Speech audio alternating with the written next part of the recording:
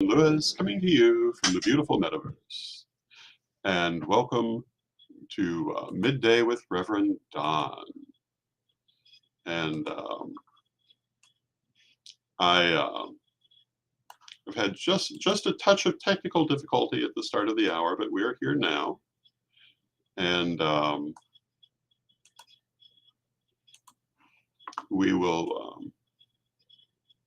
go forward. So I hope you're having a lovely day. Thank you for joining me.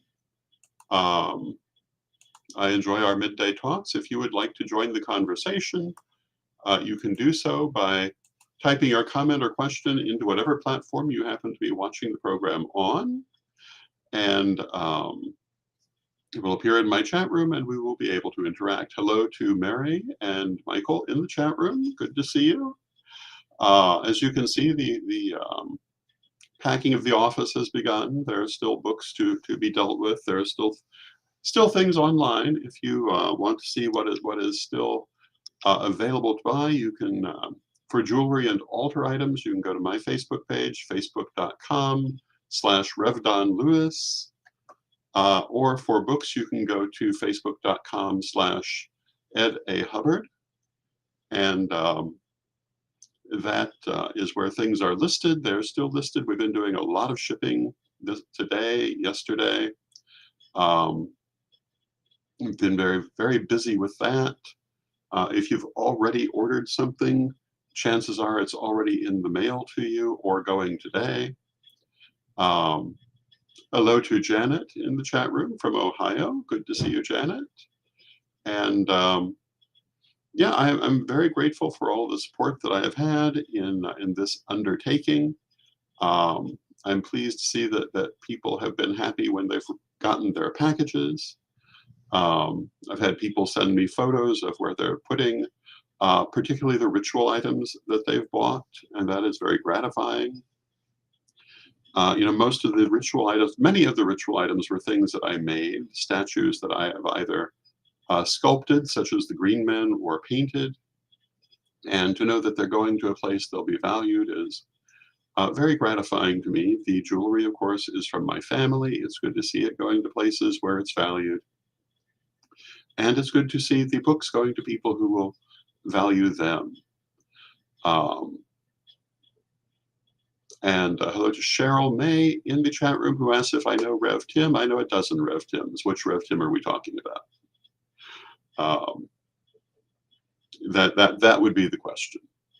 I've known an awful lot of people named Rev Tim. Although it occurs to me you might be talking about Ravenwolf, in which case, yes, of course I do. But I don't normally think of him or don't normally think of them as other than Reverend Ravenwolf. But I believe Tim is or has been a name. And Cheryl May says, "Love you too." And I love you. I love all the people who come to join me in this and other broadcasts. Hello to Bradley in the chat room. In fact, if we're talking about Ravenwolf, he was with us last night for the chat that I do on Monday nights. He may show up today. Lovely person. Yeah, lots. But I do know an awful lot of people named Tim, and a number of Reverend Tims. So if you're talking about a different Tim, then I'm not certain. It's interesting in our community where people go by so many names that sometimes you know them by one and don't recognize them by another. This happened recently with one of our priestesses who tagged herself in a memory that we shared on Facebook. And I was thrilled because I had not realized who the person was, because they had gone from using their everyday name to using a craft name. And I didn't realize that was them. And I'd been wondering where they were. So it was wonderful to be able to reconnect with them. And I've known a number of people who whose real names I wouldn't, whose given names I would not necessarily have known, because they simply didn't use them. We were talking about Victoria Carlson last night. If you're from the Chicago area, you may remember her as one of the leading priestesses in the 1980s and 1990s. Lovely person, delightful lady, and passed away around the turn of the century. I want to say a little bit into the new century, but it's been many years now. But one of the interesting things that we learned after her death is that her given name, was not Victoria Carlson at all. Her given name was Erin Haig, but she didn't like the name Erin Haig, and so in high school she decided she was going to be Victoria, and she simply became Victoria and went by that name for the rest of her life. Not a craft name, but simply a chosen name that everyone knew her by. One of the people we often talk about is Foxglove McCloud, and if you watch Magic TV, you may have seen her programs from many years ago. Her actual name was Katrina Kessler, but also in high school, she decided that Foxglove D. McCloud was a name that she would enjoy being known by. It wasn't a craft name, it was just another name. And a lot of people know her or knew her as Foxglove. And professionally, she used both. And of course, Foxglove's middle name was Death, Foxglove Death McCloud. And she would often remark that Death was her middle name. And in high school, she actually convinced one of her teachers that her parents actually had given her the name Death as her middle name. And hello to Renee in the chat room. And hello to Janet in the chat room. Speaking of Katrina / Foxglove, she, in her youth, had appeased her mother by being confirmed as a Catholic before going on to become pagan. But she was told that she could choose for her baptismal name any name in the Bible. And so she chose Lucifer as her baptismal name. And the bishop was totally upset by this. But her mother, knowing that this had been a concession in the first place, insisted that he must abide by his word. He had said any name. And so, as Foxglove would tell the story, her official Catholic name was Bishop Rolls Eyes, because he apparently refused to say it, but he pronounced the blessing over it. And hello to Natalie in the chat room, who says that's awesome. Yes, it was. And Foxglove was one of the most remarkable people you would ever want to meet. And that's only one of her many fascinating stories that must live on. Most talented person I ever met. She died in a tragic car accident at the age of 23, and had still done more by 23 than many people have done by my age. One of those people that just are quite the incredible engine. And I've known a few people like that. I'm put in mind of another person that I met. I won't say who, but they were around 40 years old at the time. And they were telling us all the things they'd done. And it was this long, improbable list. And we were watching this and thinking, oh, yeah, I'm sure you've done that. They were an author, they were a television anchor, they were instructors in half a dozen different things. They were a lawyer, they were a computer programmer, they were a multimillionaire, they were related to European royalty. There was a very long, unusual and improbable list. And every single thing on that list turned out to be absolutely true. This person actually had been a television anchor person, showed me the video, was a published author, I saw the books, was an instructor in several different things, and I got to see them do it, was a lawyer who had photos from the Supreme Court, and had done all of this and was only then in their 40s. Amazing person. I always was taught to give the benefit of a doubt, and so if something seemed improbable, If I had no reason to think it wasn't true, um, I've always tried to assume the person is telling the truth. Um, but I've also known people who would have a similar list of improbable things, and they did not stack up. Um, so you never know. So I think we have to assume that someone is telling the truth unless we actually know otherwise, because so often, even in improbable circumstances, they are. Lady Crystal once said about my late wife, Winter, that until she met Winter, she would never have believed a person could do so many things um, in 30 years. And yet, Winter absolutely had done her own list of improbable things. Um, and we saw enough of them firsthand to, to know that, yes, she really had. Um, of course, some things we didn't actually get to see because, you don't see everything. But yeah, she actually had done many unusual things. Some people just cram an awful lot into their lives. Um, my own life has been rather less colorful because I've tended to stay focused on the same things. I've done a lot of interesting and remarkable things in pursuit of those same things, but I wouldn't say any of them are improbable considering what I was doing. Um, Now, if I weren't heading a tradition of witchcraft and being a published author and published artist, they might have been improbable, but they all kind of follow where you'd expect me to be. Um, if I ever write the autobiography, it will be interesting. The question will be, what do I include? And um, am I Shelley Winters or Gloria Swanson? And if you don't know that reference, I will tell you.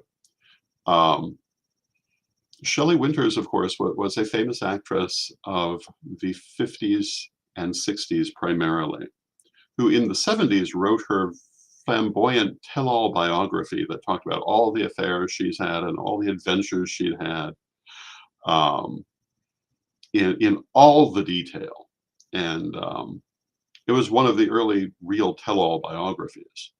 Gloria Swanson was a star of the silent screen a generation earlier, although she wrote her autobiography, or published it at least in the 1980s.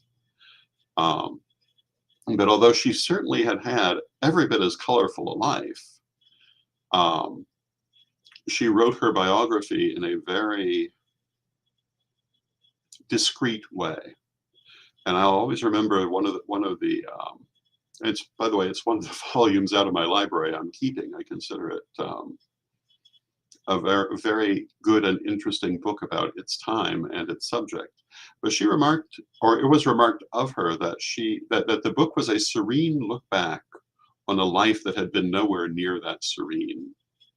And I've always thought that was a very nice statement to have made about you. She did not go airing everybody else's dirty laundry. She spoke extensively about her life and about many things that were intimate and private within reason, but it was not a tell-all. And Natalie asks, "Are you taking a cue from one of them?" That's kind of the question. Which one would I be? Because I do know where most of the bodies are buried, not only in my own background, but throughout the community. But I don't think that I would. I think that I would be following Gloria Swanson's lead um, rather than Shelley Winters. Um, but you never know. I mean, maybe some of the things that maybe some of the well, we'll see what people want. We'll see if I ever do it. Um, the only way that I would ever write an autobiography is with someone else. So I would probably do it with Speak Your Own Book because I've done several books with them already, and so it would probably depend a lot on their energy where we went. And part of that is because I've never been one to talk a lot about myself unless I'm talking with someone. And so it would probably depend on where the interest lay. And Natalie says, I'd read either. Um, Telling where the bodies are buried may require a pen name. It might. Although, a lot of the people that those stories might be about are no longer living themselves. So um, it's one of the perks of being old is that a lot of the people that you're likely to write about in the autobiography are already gone. Um, but it could be interesting. We'll see. But sooner or later, I will write something. What I'd really focus on would be my journey, but also how I have learned over the years to deal with situations progressively better. Um, to deal with people, I was taught. I was raised on politics because it was always anticipated that I would be in the position that I've lived my life in, and that I would need to know that. But I was raised on court politics. Um, Among the books I'm keeping out of the library are some of the very first books that I was given. The first political book that I was ever given is called Kings, Courts, and Monarchies. And I liked it at that age because it had a lot of pictures. But over the years, I did read it. In fact, I'm not sure if I could read when I was given it, but it was to encourage me to read, but also I think because, well, definitely I know because they wanted me to learn the lessons of those situations. And by and large, those are the rules the pagan community runs under. And a lot of people try to apply rules from other situations and then wonder why they don't get the results they would get in those other situations. But they're not paying attention to who they're dealing with. Now, I've also learned a lot. I've certainly learned more about politics and dealing with situations from Sir Edward than any other person outside of my childhood. Um, if you've never read the Witch Wars Defense Manual, you're missing a lot. Um, every year for 17 years, we found ourselves fighting a witch war or more than one witch war, none of them of our own making. And we learned a lot through those experiences.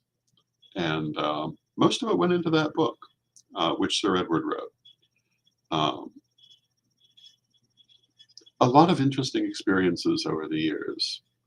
Um, some of them wonderful, beautiful experiences. Some of them really show the nastiness of human nature. Um, and would I talk about those? I don't know. Maybe I would, because the next one of the things that happened to me is that despite being raised to be aware of how politics works, by the time I got to Chicago, I really was still very naive in my views. I assumed, for example, that pagan high priesthood would be honorable and straightforward for the most part. Political, I expected, but I didn't expect it the way I found it, and I was not prepared.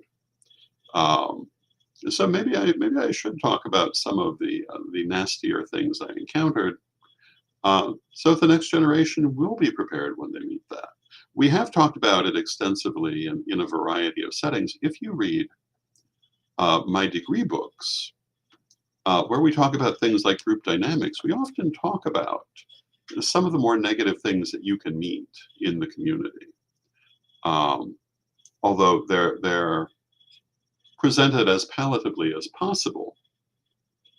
But I didn't want to leave people not aware that those things were there. There's a whole section on what we might call antagonists in the community, strongly influenced by the book Antagonists in the Church. And if you are running a group, and even more if you're running a tradition, I highly recommend reading that book, although it's for Christians and comes from a Christian paradigm. But the things it describes are really group dynamics, no matter whose group it is. Only a few things are particular to the background of the author. So I highly recommend that. And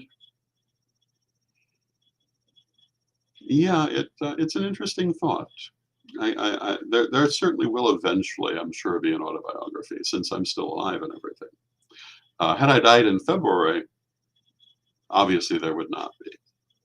But the spirit did not have that fate in store for me. So as you can see, the office is slowly coming apart, and you can actually see the dresser behind me that my altar is set up on. I've taken down the altar cloths. And Natalie says, I appreciate the presentation in the degree books. I also read ethics and political dynamics that all paths face. And yes, that's very true. One of the things that when talking about pitfalls in the community that I am very cognizant of and often point out is that they're human issues. There are certain things that certainly typify the pagan community, but they also likely typify the Christian community and the Jewish community and every other community. You know, it's like pagan standard time. A lot of people talk about pagan standard time and may not be aware there's also Jewish standard time, Native American standard time, Christian, not Christian standard time, but different denominations have the same phrase. Because the truth is, it's human nature to not always start on time, and sometimes habitually not start on time. And people often think that it's just them. It's like when you're in a city and someone says, well, you know, the thing about this place is, you know, you wait 5 minutes and the weather is different. If you don't like the weather, wait 5 minutes, it'll be different. I've heard that in so many different cities, and the speakers always seem to think they're speaking locally. When the truth is it's more or less universal. And in the years that I was doing shadow work, and of course you're always doing shadow work, I'm still doing shadow work. An argument could be made that clearing out the library is shadow work. It certainly is a great releasing. But one of the things I learned is that the deeper you dig, the more universal the things you find. The more idiosyncratic things tend to be closer to the surface. But as you get deeper, you find that you're healing not only things that are within you, but things that are of the world.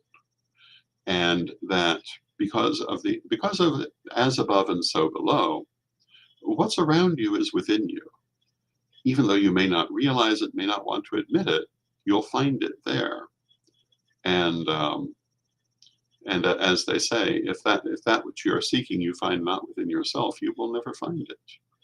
And if that which you wish to heal, you do not heal within yourself, you will never heal it.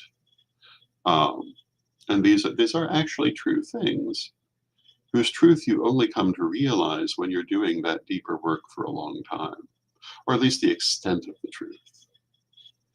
So with that, we're coming to the end of our half hour. I have a whole car full of shipping that has to go out. So let us prepare to end the program with our prayer. But first, I want to thank you for joining me. I love spending this time with you. I love all the people who join me here and in the other things that I do. You really are what make this worthwhile. Because God knows it's not for money. It's not for fame because there's not very much of it. But it is for the people and for the interaction. And so thank you. I love you. And let us have our prayer. Beloved Mother Goddess, beloved Father God, beloved ancestors, we thank you for bringing to our lives the many good things that help to carry us forward, and helping us to remember that no matter what is happening in our lives, there's always something good, always things to be grateful for, always beauty in our path. Help us to keep our eyes on those good things, even when we may be faced by stressful or difficult things, so that those stressful and difficult things will be easier, in the knowledge of the good. Beloved Mother Goddess, beloved Father God, beloved ancestors, with love and with respect, we thank you, and may you be blessed now and always. And I thank you. I give you all my love. And until next time, may you be blessed now and always.